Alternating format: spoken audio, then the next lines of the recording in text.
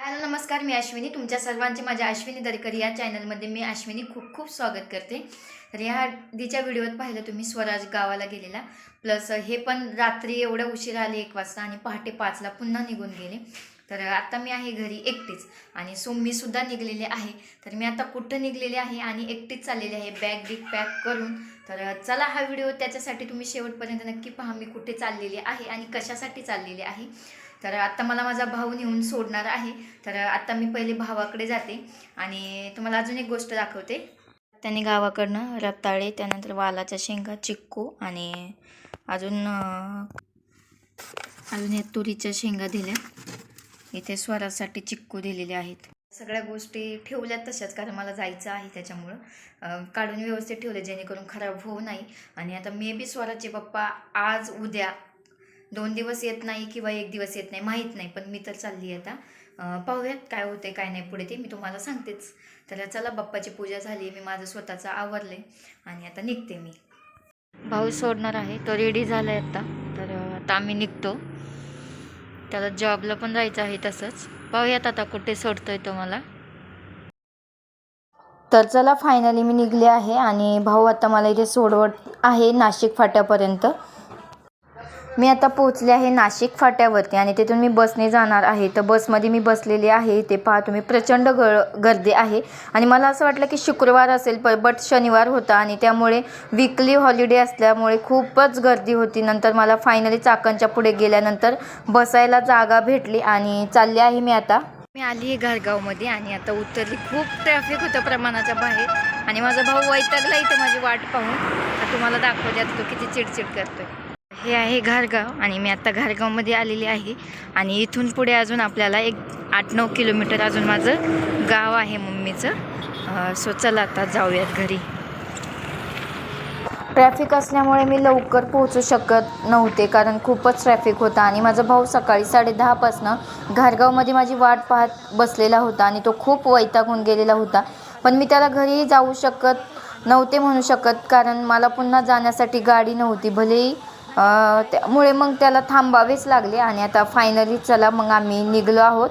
आणि पहा, आमच्या गावाकडचं वातावरण पहा कसलं मस्त वाटतंय.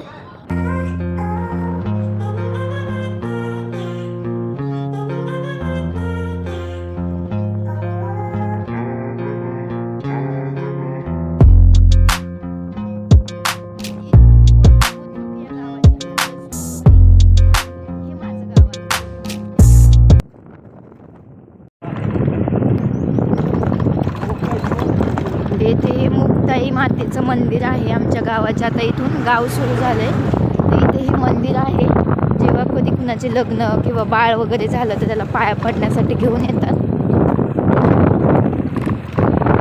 आणि त्यानंतर इकडून जे मंदिर दिसत आता हे सटवाईचं मंदिर आहे. सटवाई माता, लहान बाळाला पाया पडायला लागतात ना सटवाईच्या.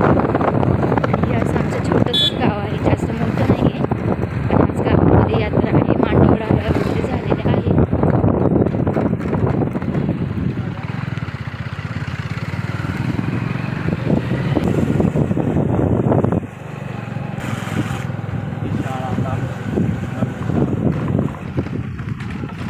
अशी गावाच्या अगदी जवळूनच ही नदी आहे आमची, मुळा नदी. तर आता गावामधून आम्ही आमच्या घरी चाललेलो आहोत. गावातून पण जवळपास 1-1.5 किलोमीटर असेल ना भावड्या. 1-1.5 किलोमीटर आमचं घर आहे. म्हणजे आमचं घर शेतात आहे. तर चला तुम्हाला दाखवते आता मी माझं.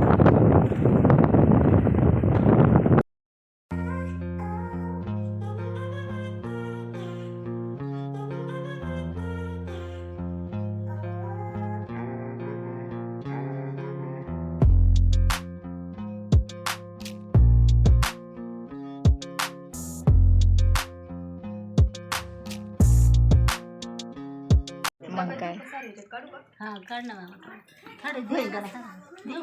नको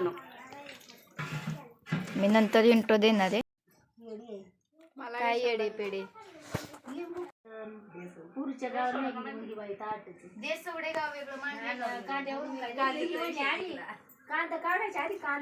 काढ येते.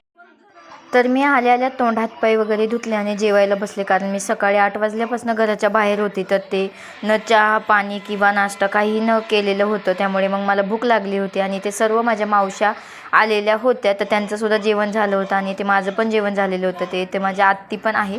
तर आम्ही सगळे बसलो होतो गप्पा मारत, कारण खूप दिवसातून सगळ्या बहिणी एकत्र आल्या होत्या यात्रेच्या निमित्ताने. आणि आमच्या सर्वांचं जेवण वगैरे झालं आहे.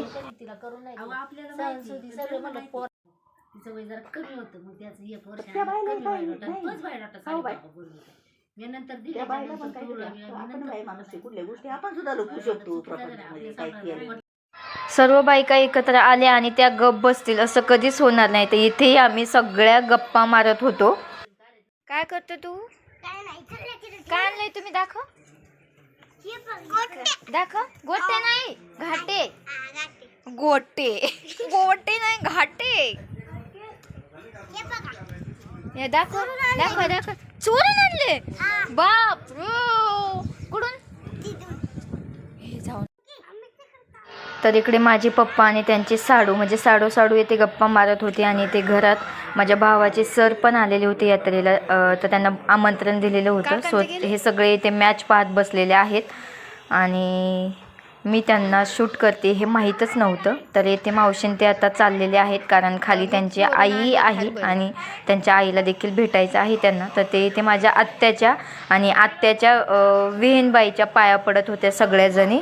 तर गावाकडं गेल्यानंतर ह्या रिच्युअल्स पाहिल्यानंतर खूप छान वाटतं की आपलं म्हणजे एक मान असतो आणि सगळे मान जपले जातात, आदर सन्मान केला जातो सगळ्यांना, ज्याचे त्याचे मान ज्याला त्याला दिला जातो. तर इथे सगळे पाया पडत होते. ते नाही, ते त्यांना नाही न्यायचं कुठं, यांना नाही न्यायचं कुठं. संपलं. या इथंच होत्या वय.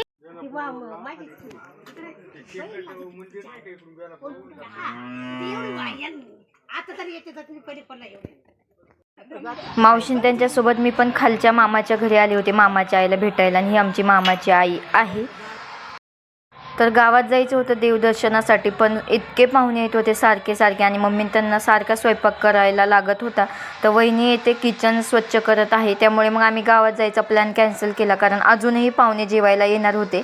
आणि मम्मी ते सकाळी 2:30 वाजल्यापासून उठले होते, तर आत्ता वाजले होते 5, तरी पण अजून पाहुणे जेवायला येत होते. यात्रेच्या दिवशी मम्मीने त्यांचे खूप हाल होतात सगळं स्वयंपाक करून, आणि जे पाहुणे येतील त्यांना ते गरमच पोळी वगैरे जेवायला देत असतात. आणि मम्मीने त्यांच्या हातच्या पोळ्या सगळ्यांना आवडतात, त्यामुळे जेवढ्या लोकांना बोलवतात तेवढे येतात सगळे. छोटा बच्चा हमारा देखो कार्टून देख रहा है. छोटा नहीं है, सबसे बड़ा है. काय आणली नवीन?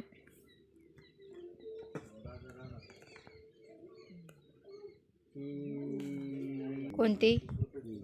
कमून गावठी का? टक्केवारी फुल आहे तिची. टक्केवारी काय असते?